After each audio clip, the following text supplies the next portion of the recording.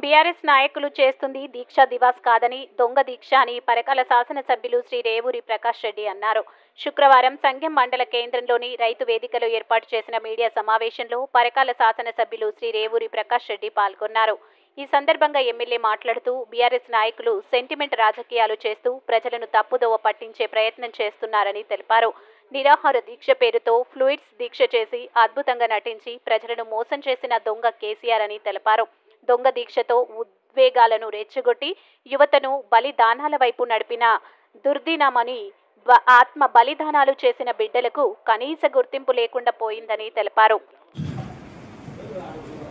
ఎందుకు దొంగ దీక్ష దివస్ అంటున్నాను అంటే వీళ్ళు చేసిన కార్యక్రమాలన్నీ కూడా సెంటిమెంట్ అడ్డపెట్టుకొని ప్రజలను మభ్యపుచ్చడానికి చేసిన ప్రజలలో ఉన్న సెంటిమెంట్ ను వాళ్ళ లబ్ధికి ఉపయోగించుకున్నారు. కానీ ఆ రోజు ఆయన చేసిన దీక్ష అనేది 100% దొంగ దీక్ష అనేది. ఖమ్మం ఆసుపత్రిలో మీరు ఒకసారి చూస్తే ఇప్పటికైనా ఒకసారి రిమైండ్ చేసుకోవాలి. ఖమ్మం ఆసుపత్రిలో ఆయన చేసిన దీక్ష విరమణ అనేది దీక్షే దొంగ దీక్ష. మళ్ళీ అక్కడ పోయిన తర్వాత జ్యూస్ గుంజుకొని తాగిండు. అది క్లియర్ గా టీవీలలో కూడా వచ్చింది, మనాడు పత్రికలో కూడా వచ్చింది. ఎప్పుడైతే ఈయన దీక్ష అక్కడ దొంగ దీక్ష తీసిపోయిన తర్వాత ఉస్మానియా యూనివర్సిటీలో అక్కడున్న విద్యార్థి సోదరులు, విద్యార్థి నాయకులు ఈయన శివయాత్రను ప్రారంభించారు. రోడ్ల మీదకి వచ్చారు. చంద్రశేఖరరావు డౌన్ డౌన్ అని స్లోగన్స్ ఇచ్చారు. అప్పటికప్పుడు హరీష్ రావును ఆ రోజు, ఇప్పుడు ఇవాళ బీజేపీలు ఉన్న ఆ రోజు వీళ్ళందరూ కూడా పరిగెట్టి, ఆ రోజున్న జయశంకర్ గారు వాళ్ళు పరిగెట్టి నువ్వు చాలా ద్రోహం చేస్తున్నావు, మొత్తం శివయాత్రలు ప్రారంభమైనాయి, నువ్వు ఇప్పటికైనా కూడా హాస్పిటల్నే ఉండు అని చెప్పి,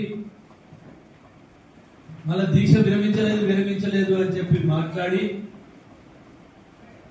హాస్పిటల్ తీసుకుపోయి మళ్ళీ అక్కడి నుండి నిమ్స్ కు తరలించి నిమ్స్లో ఫ్లూయిడ్స్ ఎక్కించుకొని దీక్ష చేసిన పెద్ద మనిషి ఈయన. నాకు తెలిసి సాకి అనుకుంటా పేరు, నాగాలాండ్ సాకి, అంతే కదా. ఇది పెద్ద ద్రోహం, నిజంగా పెద్ద మోసం.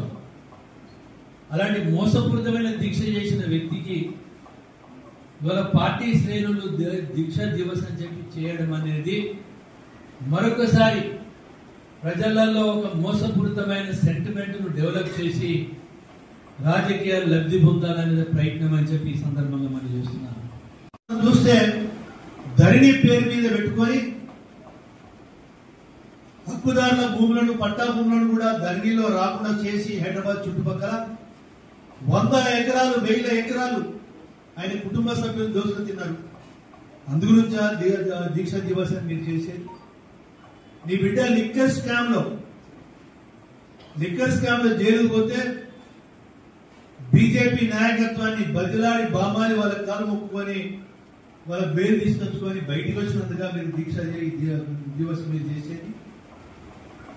అదే కాకుండా ఇవాళ మనం చూస్తున్నాం, కేటీఆర్ గారు మున్సిపల్ శాఖ మంత్రిగా ఉండి ఎన్ని బెనామీ ప్రాపర్టీస్ సంపాదించుండో అది తెలియదా?